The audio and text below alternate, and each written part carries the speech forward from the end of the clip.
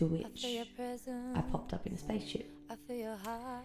So I'm standing in this spaceship, and when I explain this, I mean I was standing in a spaceship, physical, it was like reality, like this that we're existing in right now. And there were these green aliens with big ears. Welcome to season 1 of Beyond the Human, Remember Who You Are. I'm your host, Hazel Ray, singer-songwriter, experiencer, and messenger for those walking the edge of remembrance just like me. This is not a podcast to convince you of anything. Really, just take what resonates, leave what doesn't. This is a transmission, a call to the ones waking up, the ones remembering, the starseeds, the sensitives, the truth seekers, bridging science and spirit. If you're listening to this, you are ready. So let's remember together. Welcome to another episode of Beyond the Human. I am your host, Hazel Ray, and today we are going to talk about the day that I left my body. So any of you who have ever had a near-death experience or have taken psychedelics or DMT have probably experienced something similar to what I'm going to explain. So if you have, please share them in the comments. I love reading people's stories or hearing people's stories who have been through something similar to me.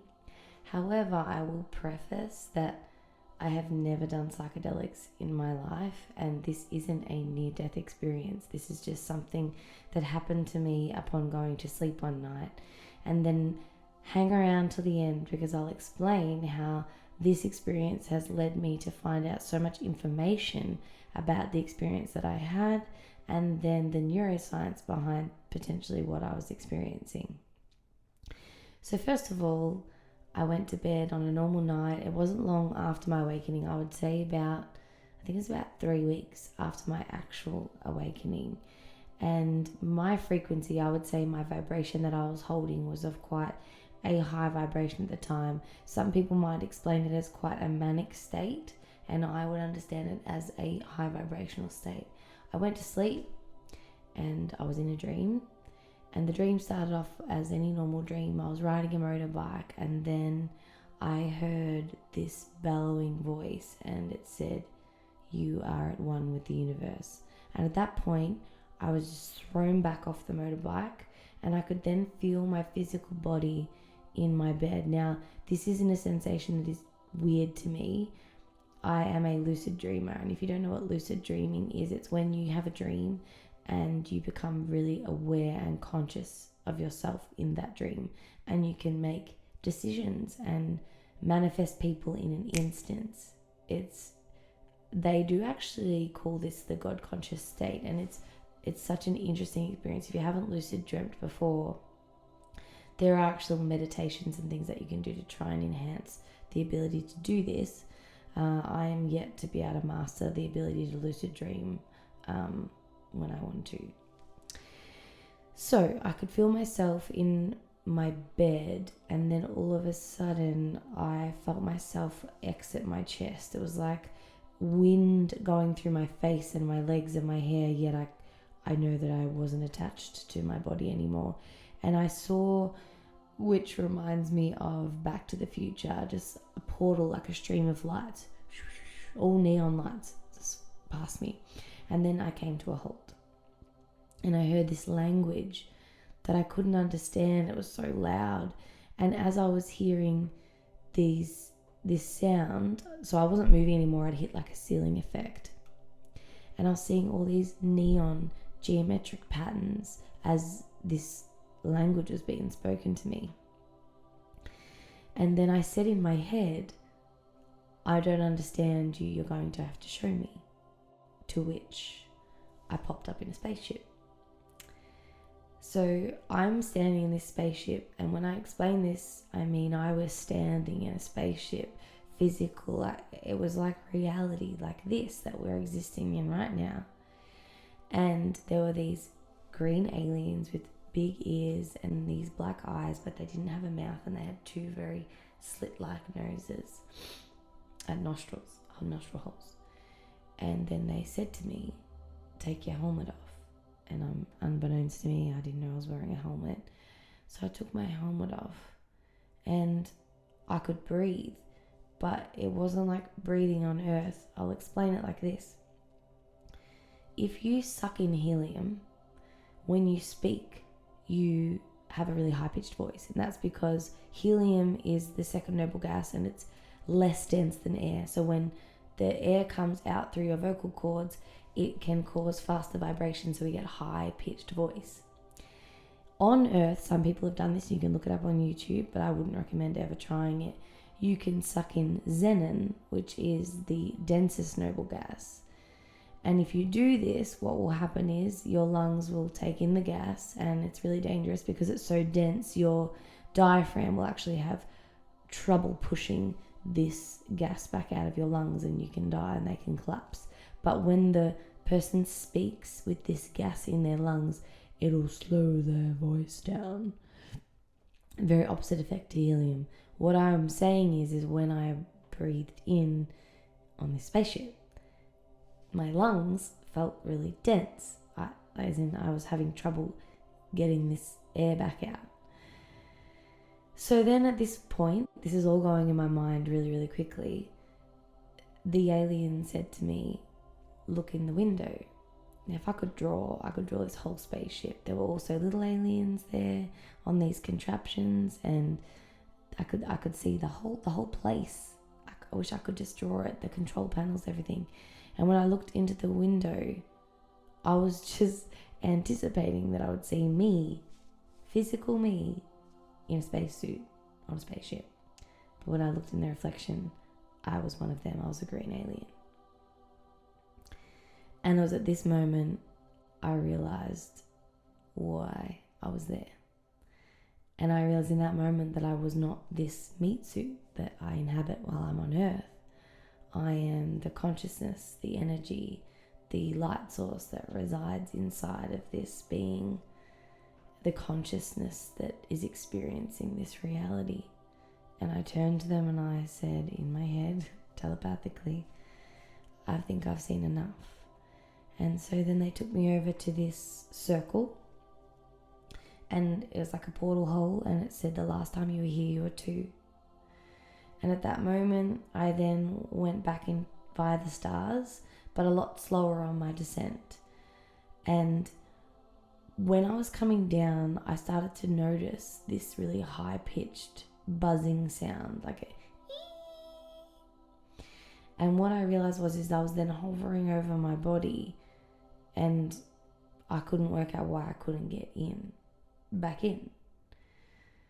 And so consciously I started humming, like slowing down the buzz, and then the next minute I realized I was back in my body. It was like a jolting sensation, like if you've ever had a dream.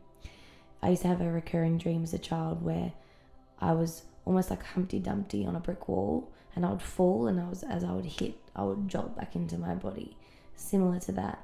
And as I did that, I heard this song, follow me, everything is alright, Uncle Cracker.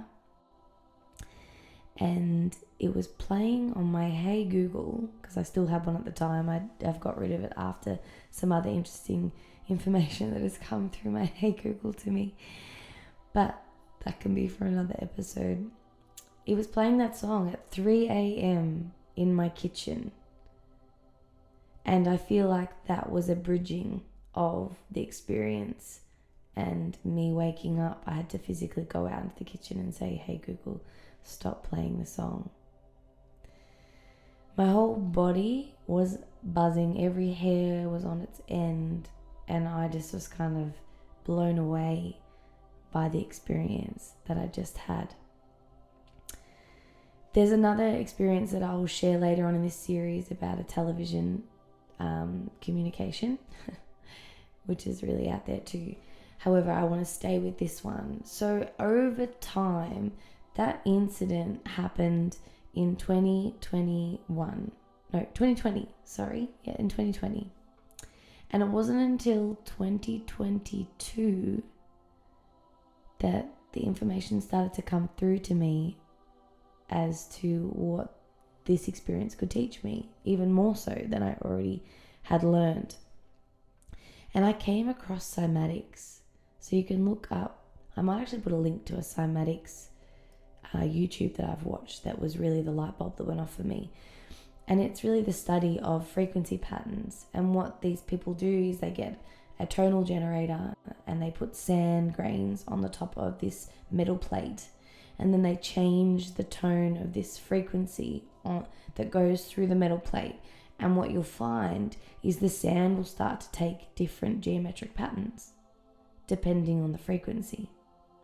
And and as the frequency increases, the patterns become more and more complex. These geometric patterns that I saw when these beings were communicating with me were extremely complex, neon bright geometric patterns. And now what I've sort of put together is that I was seeing frequency. I was seeing high frequency that I couldn't physically hear with my ears. Because remember, what we hear, our ears can only hear in a bandwidth of frequency. Our eyes can only see between 420 to 700-ish nanometers. So if those wavelengths are in that bandwidth, we're able to change it into chemical messages and decoding our occipital lobe into what we see as vision. So the same with what we hear. Because I couldn't hear these frequencies, I could obviously interpret and see them as patterns. Now what I do with that, I'm not sure if in time I will be able to have another experience, draw these frequency patterns and see what this information is, if I'm supposed to decode it in real time, or is it just light language and just understanding that yes, these beings exist. This information is being communicated. Some of you have experienced at my shows when we've done breath work, and you know who you are. You have no idea about this. And then you do the breath work, and I asked, did anyone see any patterns? And some people do. And to me, that is just receiving information of a frequency that you can't physically see. So ultimately, what I really want you to take away from this experience is just planting that seed of what is our reality? Who really are you? Are you this meat suit, this I am, this name? Because you see, I have a leg, and I have an arm, and I have a name, and I have a house. But it isn't who I am.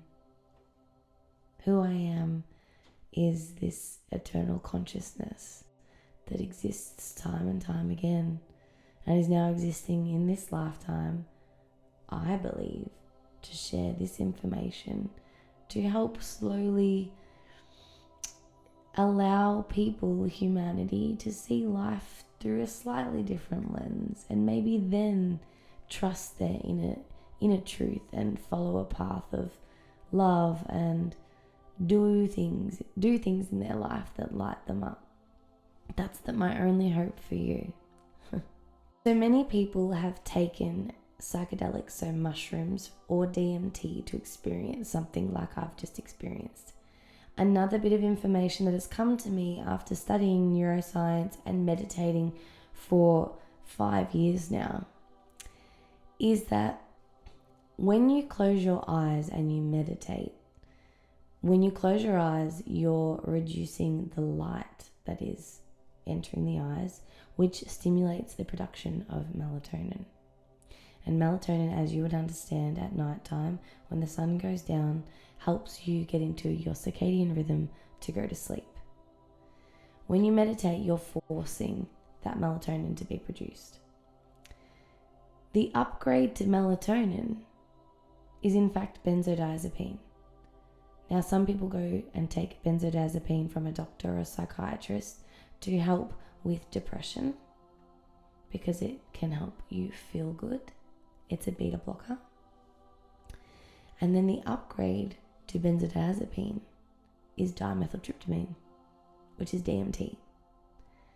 And DMT has been proven to be released at birth and at death, has been tested in the body. I believe that my experience, I was able to naturally release DMT. We have this chemistry in our body accessible to us. However, not many of us will take the time to either try and raise our vibration or meditate, do breath work, take time out in nature, do the things that we love that help raise our vibration, live in our truth, release any trauma, any limiting beliefs. They're all blockages that stop us from living in our truth and in our highest vibration. And I am not saying that I am some superhuman, but I do tend to believe that in that moment, after my awakening, my vibration was quite high. As I've explained, I think I was quite high and manic. And it is possible that I released DMT and had a near-death experience. And that explains why I was able to leave my body and have that experience.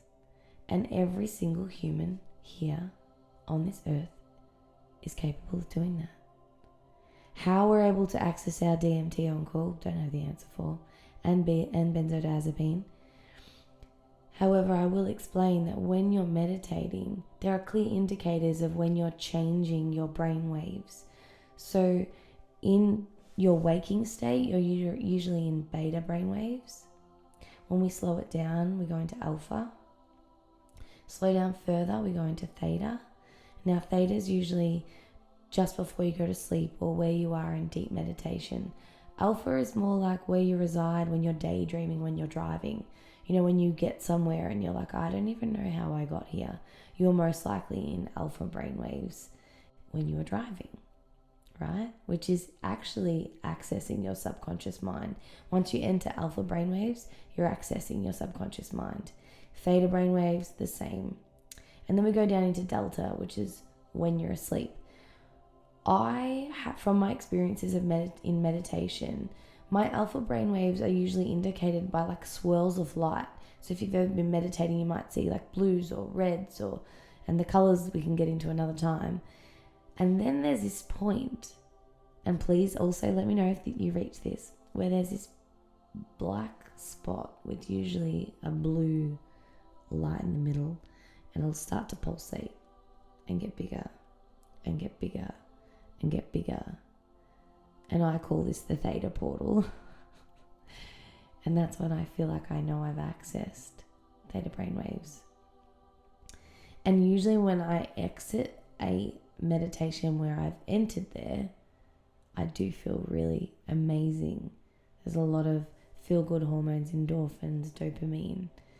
So potentially we're upgrading that melatonin. I want to encourage you, if anything, at the end of this, is to increase the frequency in which you do meditate and actively try. Some people say, I can't do it. And if you can't do it, go and listen to Joe Dispenza. He'll explain to you exactly why you have trouble meditating and why it's so frequent that people give up. And I'll get into this later on in some more episodes, but I want you to try, if you want to access these things and see how truly multidimensional you are as a human, I encourage you to go and do this. I'm going to leave you with a song today called Alien. It is a song I wrote after this experience. Because what if I told you I was alien? Would you believe me? Could it be true? And we've just been joined by the rain. So on that note, have a wonderful day or night. Bless you. And remember, the world doesn't need saving, people do. And if we give the people the tools to save themselves, we save the world. Take care.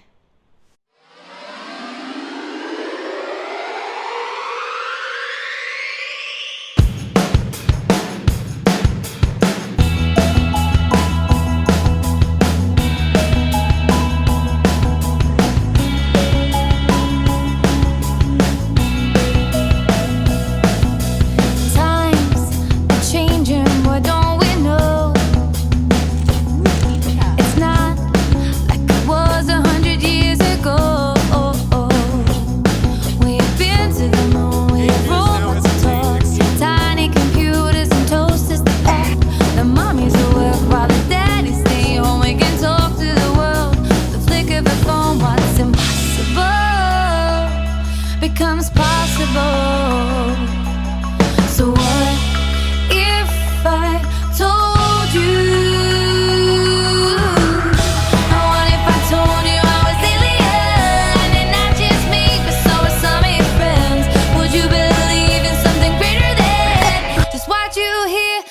television?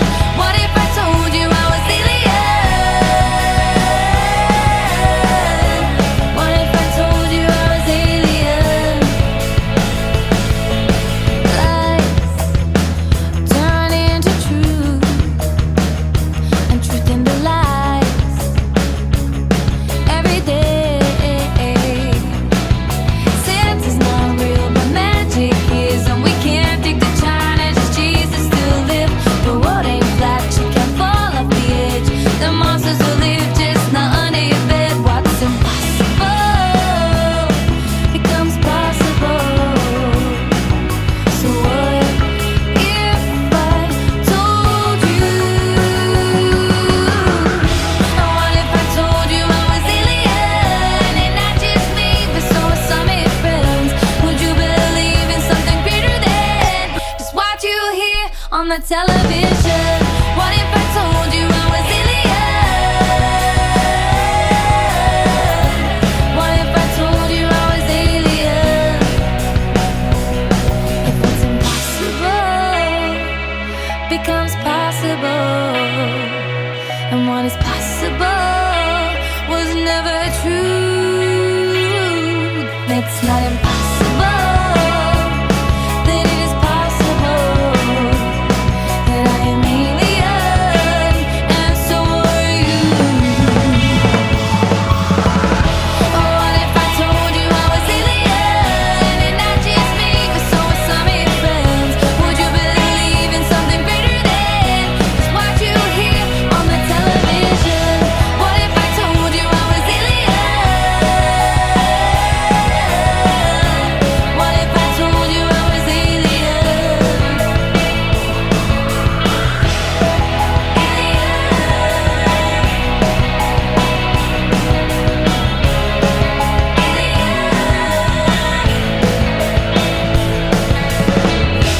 What if I told you I was alien?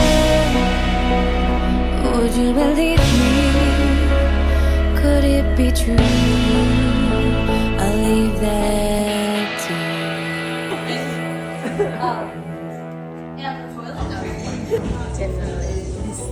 The boat when there's like There's real cars going in the background.